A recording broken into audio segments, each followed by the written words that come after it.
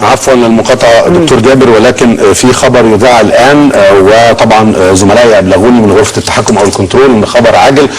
يفيد مقتضى او محتوى هذا الخبر، انه اعلن عن او اعلن بالفعل كل من الفريق احمد شفيق وايضا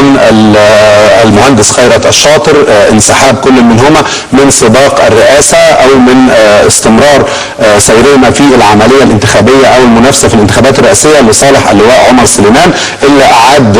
النظر في الامر واعلن عن اتخاذه قرار او اتجاهه لخوض او للترشح رسميا لانتخابات رئاسه الجمهوريه. لكن لازم اقول لحضرتك اول فور وصول الخبر ده، ولو حضرتك حابب تعلق او اي تعليق قبل ما نكمل كلامنا.